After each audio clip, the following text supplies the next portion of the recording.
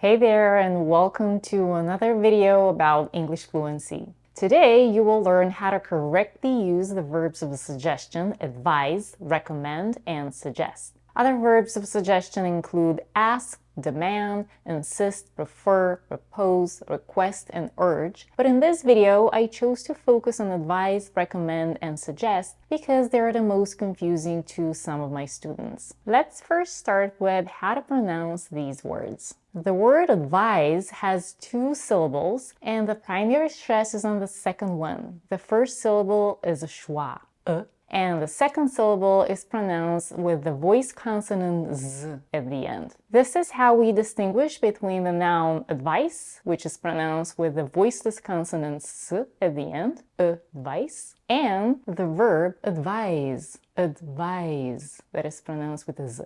The word recommend has three syllables and the primary stress is on the third one, recommend. We have a weak stress in the second syllable, and that's why we can reduce the vowel to a schwa, but we can't reduce the vowel e in the first syllable because we have a secondary stress there. So we don't say recommend, but recommend. The word suggest has two syllables and the stress is on the second one, suggest. There are two ways to pronounce suggest. Some people put the back of the tongue up for the g sound, but they don't release it, suggest. Many people, however, drop the first g and only pronounce the j sound, suggest.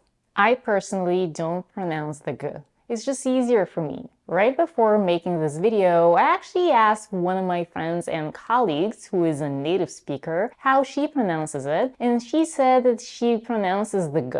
So choose which version you like better. But if you choose to pronounce the g sound before the j, I suggest that you only put the back of your tongue up to touch the soft palate, but not release the air. Suggest, and not suggest. Now let's move on to the meaning. Advise, recommend, and suggest are all used when someone voices their opinion to someone else in order to influence or guide this person to do something. These three words are very similar in meaning and most of the time can be used interchangeably. As a side note here, I'd like to mention that the word suggest can also mean imply, as in someone implying that you've done something, but not exactly stating it. But for this video, I'll be focusing only on the meaning of suggest that is similar to advise and recommend. Okay, now let's see how advise, recommend, and suggest are used in sentences. For example, she advised him to see a doctor.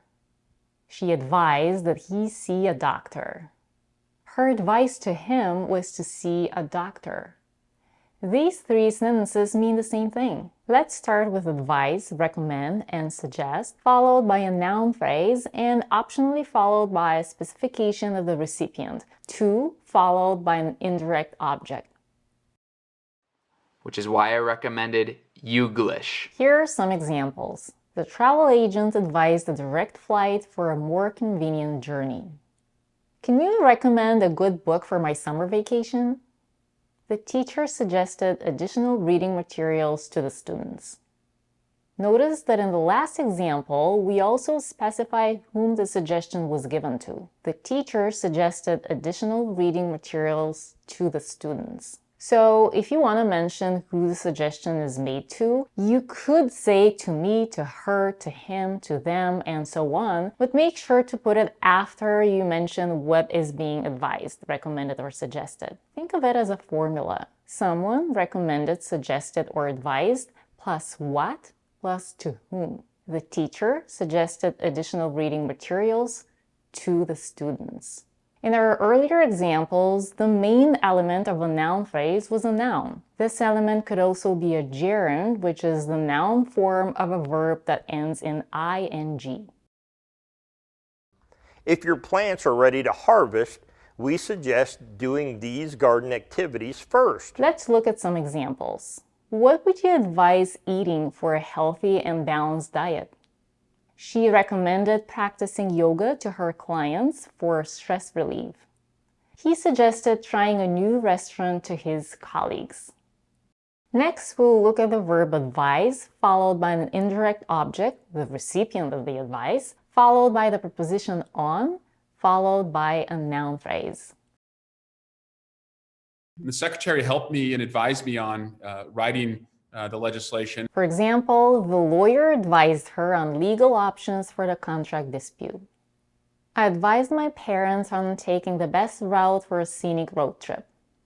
The therapist advised him on managing stress through relaxation techniques.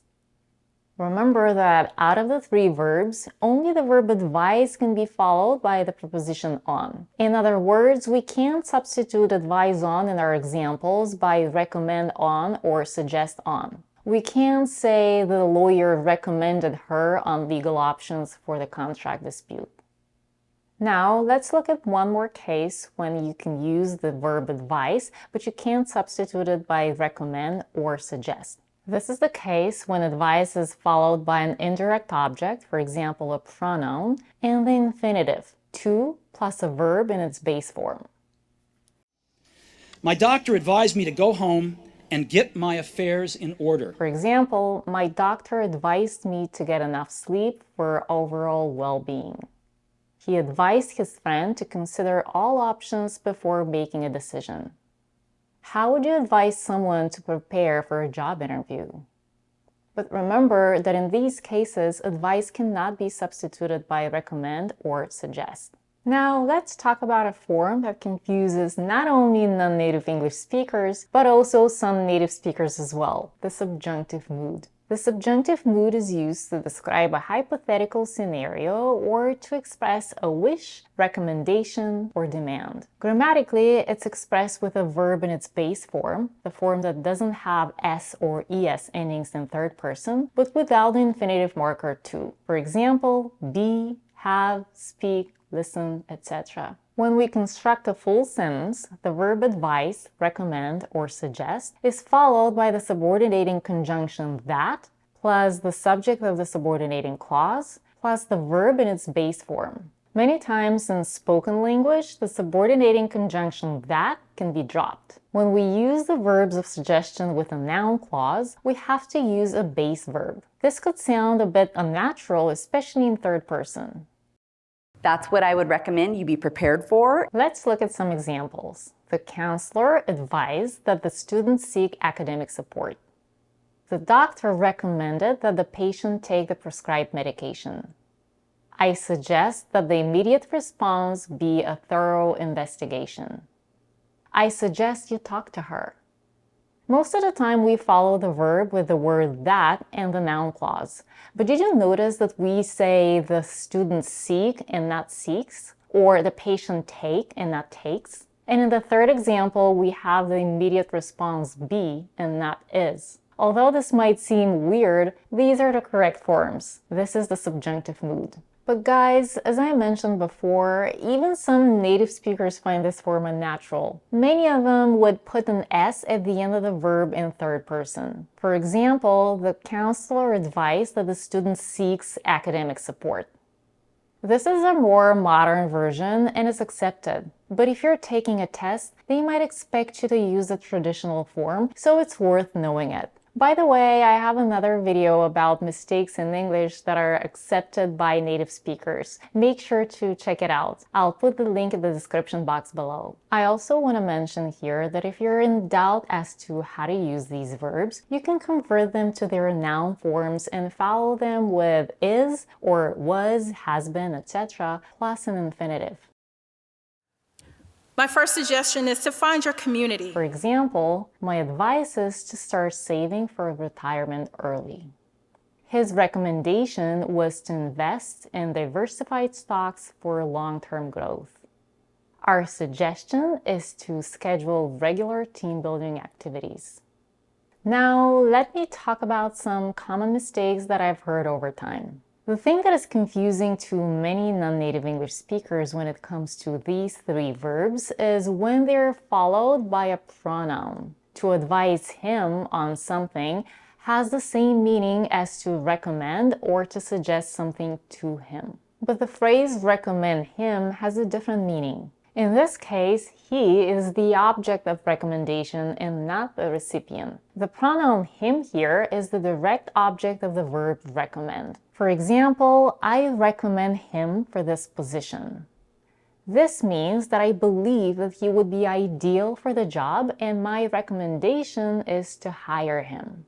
On the other hand, if we want to direct some recommendation to him, we cannot use the form recommend him. For example, let's paraphrase the sentence, I advise him not to take this position using the verb recommend. The correct form is I recommend that he not take this position.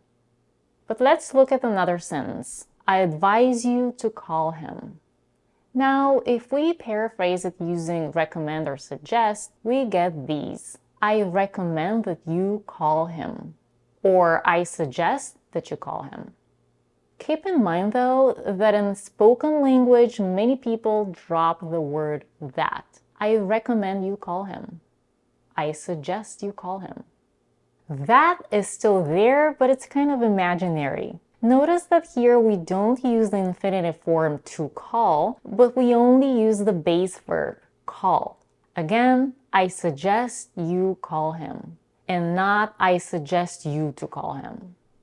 Okay, my friends, that's it for today. I know this was a lot of information, but understanding and using correct grammar forms will not only help you when taking exams, but it'll make you a more confident speaker, writer, and communicator overall. If you learned something new from this video, please click on the like button and subscribe if you want to get more tips on grammar, pronunciation, vocabulary, and culture. Thank you for watching, and I'll see you in the next video.